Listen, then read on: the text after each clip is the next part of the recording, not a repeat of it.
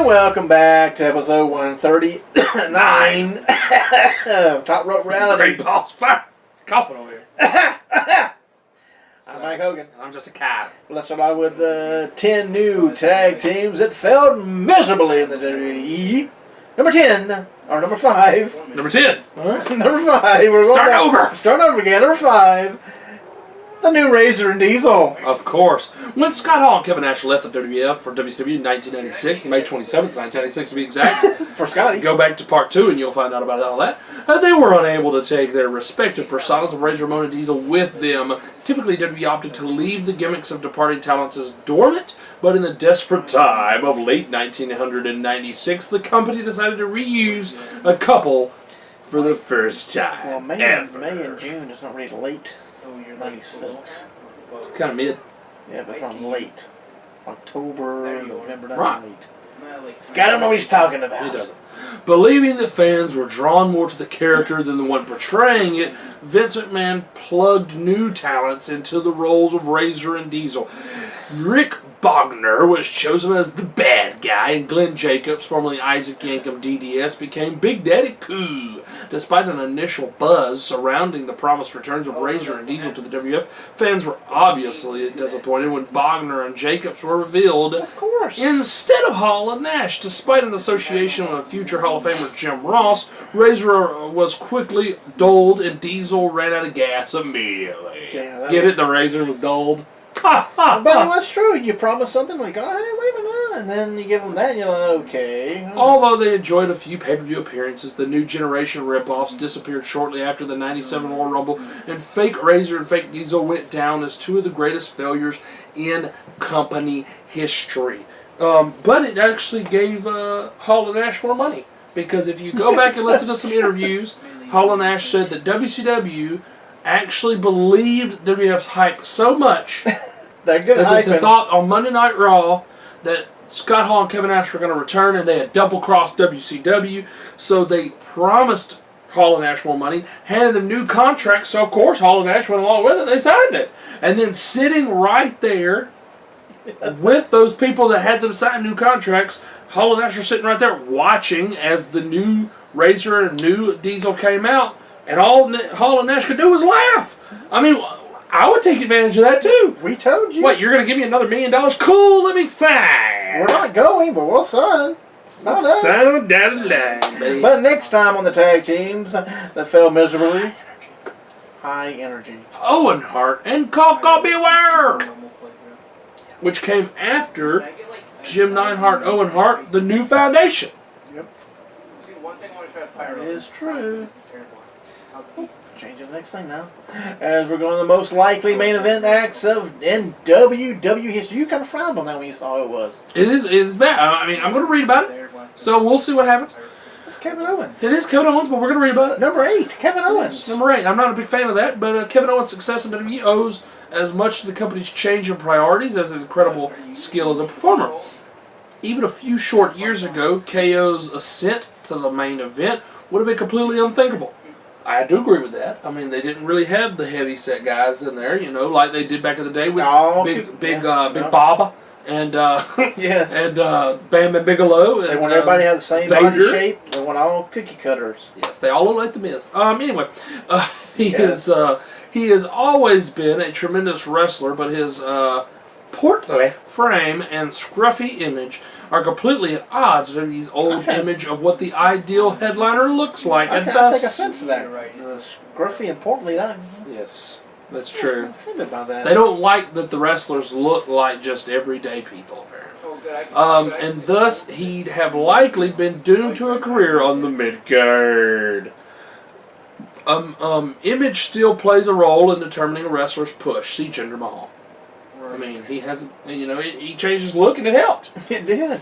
It's nothing to do with them going to putting out markets in India. That's nothing to do with it. Nothing to do with it all. Just look. But it's nowhere near as important as it used to be. WWE has become much less regressive in the regard, and now a wrestler can make it to the top primarily on the strength of their performance, provided their character work is up to scratch. That's 100. That's not Vince. Exactly. Which Yes, his look is not what he used to look for, but his character work is great. Yeah. And his performance in the ring is top notch. Oh, that's true. As big as he is, he does not get gassed. No. You got people like Rey Mysterio beating Big Show and I don't Kevin agree with Nash stuff like and all that stuff. Then anybody any shape, if you're a great worker, I don't care what you look like, you can be a world champion. Right. I mean, I don't really agree with like the tiny people being yes, I know, but they've done it before like that over and over again. But you like, yes.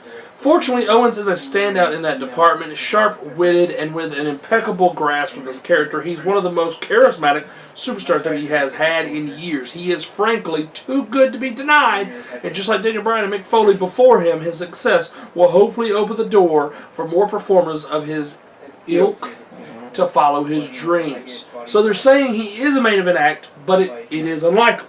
right? Which, putting it that way, makes sense. I thought they were trying to go with the fact that he was not a success as a main event guy. Just unlikely. Yes. Yeah, just an unlikely, which is true. He is unlikely according to what WWE wants their guys to look like, which I don't like that because you should have all shapes and sizes. Yes. You know, just like with the women, you should have a Nia Jax, but you should also have a Alexa Bliss, but you should also have a Charlotte. You know, they're all shapes and sizes. And a Ruby Riott. And a Ruby Riott. Can't go wrong with a Ruby Riott and Nikki Cross. Like, oh. Yeah, Nikki Cross, that's another one. I like the little crazes. Yeah. But up It's a little crazy. next time on 10 Most Unlikely Main Event Acts, number 7, Booyaka Booyaka, Rey Mysterio. And that is true. He was very unlikely. But, you know, if Eddie wouldn't have died, just put it out there. Put it out there for you. What are you saying? I'm saying if Eddie wouldn't have died, I don't think he would have been world champion. Oh, what about if Edge wouldn't have retired? Would Christian have been world champion? See, it helps sometimes for your friends to things that happen to them. Have unfortunate circumstances. yeah, that's true. Yes, sad. It's sad and horrible to say, but guess what? It happens. It happens. We're going to go now to Ric Flair, the 10 Forgotten Ric Flair World Title Reigns, number 2. What's the hold-up? 1994. When Ric Flair and Ricky Steamboat waged war in the first half of 1989, few could have predicted how legendary their trilogy of matches would become. However, while their classic 3-match series in '89 would become ingrained in wrestling folklore, many overlooked the fact that the pair would have a second trilogy 5 years later in the spring of '94. When WCW held its inaugural Spring Stampede event in April of '94, WCW officials needed a big match to main event what would go on to be one of the company's biggest events in pay-per-view calendar. That main event came in the form of old rivals Ric Flair and Ricky Steamboat butting heads one more time for championship gold. Following a card also featured Lord Steven Regal versus Brian Pillman for the television title, Stunning Steve Austin versus Great Muta for the U.S. title, and Sting versus Rick Rude for the WCW International World title. The main event showdown for the WCW Championship had some big shoes to fill, and luckily for fans, the Flair and Steamboat collision didn't disappoint, and the old rivals managed to recapture the magic of old as if time had stood still since their famous trilogy of 5 years earlier. After a vicious bout, the match would end under controversial circumstances when Steamboat's attempt at a double chicken wing submission resulted in both men's shoulders being held down for the 3 count. While the result had initially seen Flair retain the title, the match would retrospectively be ruled, that was a big word, be ruled a no contest with the title held up after the fact. The return bout would take place on a special 2-hour edition of WCW Saturday Night, which needs to go on the network for only $9.99, which aired on May the 14th of 1994, proving that wrestling was well and truly still an integral part of the game. The two men put in a performance that was arguably even better, don't know where that came from, even better than their previous battle at Spring Stampede. Despite the outstanding athleticism on display, the match itself concludes somewhat anticlimactically with Flair pinning Steamboat after a headbutt to the gut following an unsuccessful leapfrog attempt by the Dragon. Nevertheless, after 36 minutes of solid, fast-paced action, Flair would reclaim the vacant gold and prove once again that he was undoubtedly the man. However, the title vacation and subsequent win by Flair are still completely ignored by the WWE. The match would prove to be the final world title contest of Steamboat's career, however. The career rivals would clash one last time on WCW Worldwide on July 24th in what was the very last one-on-one confrontation of their storied rivalry. Steamboat allegedly lobbied for one final bout with Flair over a decade later in 2006 with hopes of a match between the two at WrestleMania 22. Did not know that. Sadly for fans, the proposed encounter was never green lit. I did not know he tried to do that. Very interesting. And that's interesting that they would vacate the belt, he would win it again, and they would never acknowledge it. That's true. So if they never acknowledge it, how will they ever put WCW Worldwide or WCW Saturday Night on the network? Because then you're putting stuff on there that you never acknowledged even worked and never happened. Or they'll change it. They'll just edit it off of there. That's true. People think people won't check and see if it counts as toward the title wins or not. It's craziness. But next time we do number 1 for Flair, the final one, undisputed champion in 1994. 1994, you know, that's a year for Flair there. It was. This time. At least it's not all about going overseas again, because that's not worked well for Flair. It was not fair for Flair. It was not fair for Flair. You got to be fair to Flair. Absolutely. But next time on Top Row Rowdy, we will of course have Ringside News. Always. Who will be Will we have any more releases? Will we have any more random people show up on the network? What time will be one on the house show? Will it happen again, ladies and gentlemen? Pro Wrestling Review on the Monday Night Wars will continue that on part number 2. Yeah, we'll go from June until July. Part 3, the greatest wrestlers of all time tag team edition. 2 more are gone. 2 more are leaving.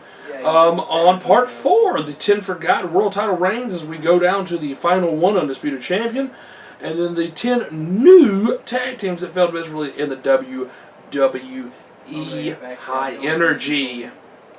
And then, of course, we'll have a little countdowns. Woo! Here and there. Countdowns. 10 most unlikely main event acts in the WWE history. Rey Mysterio. Booyaka.